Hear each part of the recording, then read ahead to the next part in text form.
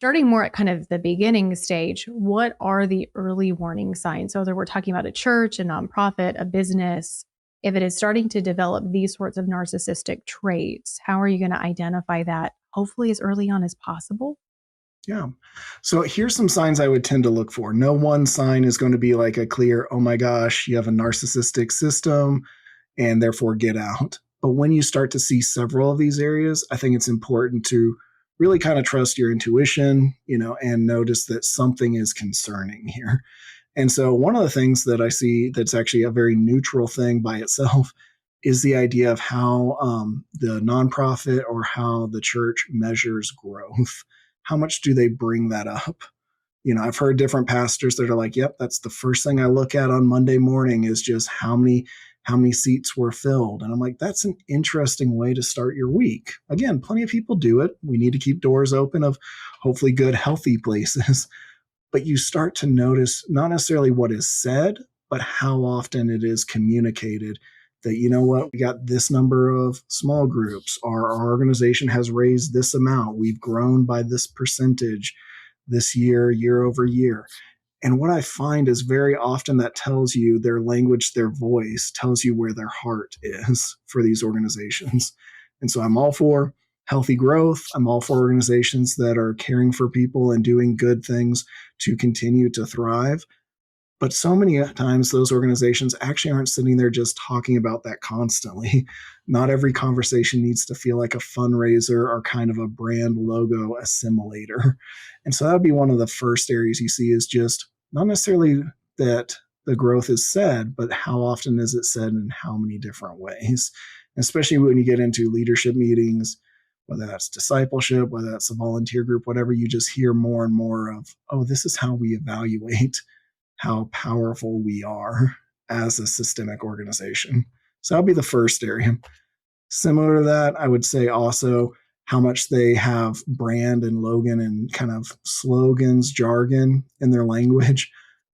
This is an area that I find is very often a shortcut for us, a shortcut as Americans, really, for us not needing to think much. So very often you can see this. You can see this all over the political spectrum right now. On both sides, there's this area of if you say these statements and you agree, then you're with us. And if you're not necessarily saying, okay, yes, we're going to, reach the men, we're going to reach the city, we're going to make sure we care for this organization is going to care for this city all the time. It's not that those are always bad, but it is concerning to me when it becomes like, okay, I think we just kind of went on autopilot. Like we kind of left our brains at the door, so to speak, because we just have all these catchphrases as an organization. And particularly what I find for narcissistic organizations is these are often ways to say, are you with us or do you need to leave? If you don't agree with our main mission, if you don't agree with what we're doing, then you probably don't belong and you will feel ostracized or even kind of excommunicated for a very old timey church term from the organization. So those would be the first two. There's a lot more we could talk about that, and I could even share some quotes that I've heard from different places. Again, these are places that I think I've heard enough of these from similar places that it almost is copy and paste for who said what. Yes. Well, and let's go ahead and share those in one moment. I just want to comment that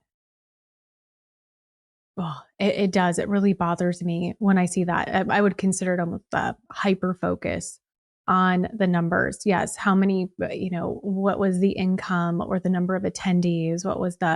And it's something that I try to be really cautious of at beEmboldened because we care about the qualitative, like were lives impacted? Did the services hit the mark of being helpful? Like were people helped? Do people feel more informed? Do they feel like they're able to take the next step forward towards the goals that they have? Are they feeling more equipped in prevention of revictimization? Are they like, yes, I feel confident in being able to open up my Bible and double check something and be able to catch if something's gone off course, or, those kinds of things. Like that's what we're wanting to take a look at. And yet there can be such an automatic of, oh, year-end reports, like how many people were served and how many dollars came in and it's like, no, like what testimonials do we have? Like, what stories have been told? What emails have we gotten that made us cry because, like, oh my gosh, like, we're so honored and humbled to be a part of that person's story in the way that we've been a part of it. And at the same time, I do recognize that there is a place for the numbers. There's a place for that Absolutely. metric in terms of, if nobody's coming, maybe we got to reevaluate something, right? Sure. It's like, Yeah, you well, can't if keep the lights on nobody's if no one's showing up. exactly right. Or, and even it's not even really helping much if nobody's showing up. And I'm saying that again, I'm saying that as a nonprofit organization right now. And a church, it may very well be a small church. It could very well be a small nonprofit as well. And so this idea that it has to be really big and it has to be, numbers have to be in the thousands or the tens of thousands or the hundreds of thousands, depending on what we're talking about, in order for it to be impactful, that is definitely untrue. So I want to connect this too, Josh, with there being a place for numbers, but then that we can't have this distortion that happens. So, and when you're trying to measure like excellence and leadership, things like that, how does this start to kind of get skewed? Yeah. So you actually, I think, kind of modeled a great check there that I don't think happens in a lot of narcissistic systems.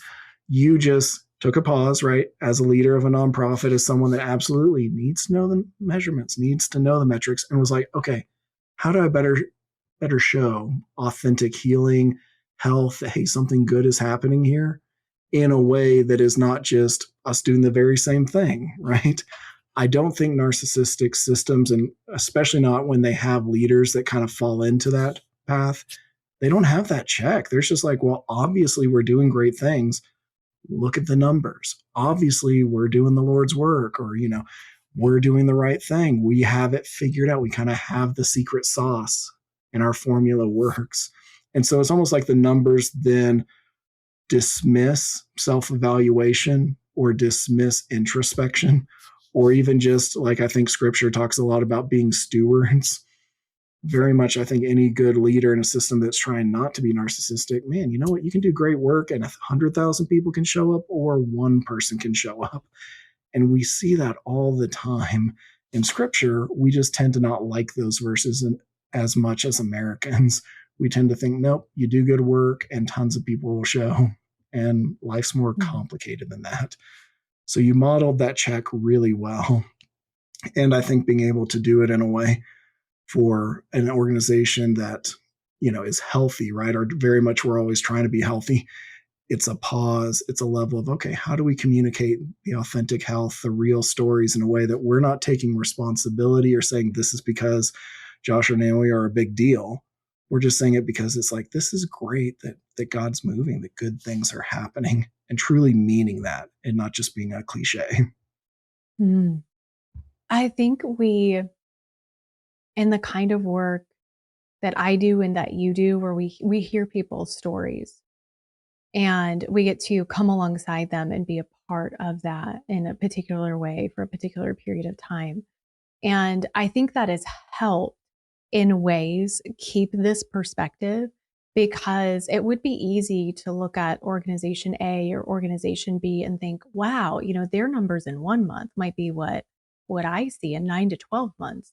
And yet, tragically, I hear stories of people who have come out of said organization A or organization B. And so I get to hear it's not just the numbers, because there can be harmful impact that's happening behind the scenes. And so knowing those kinds of things, they are heartbreaking to find out.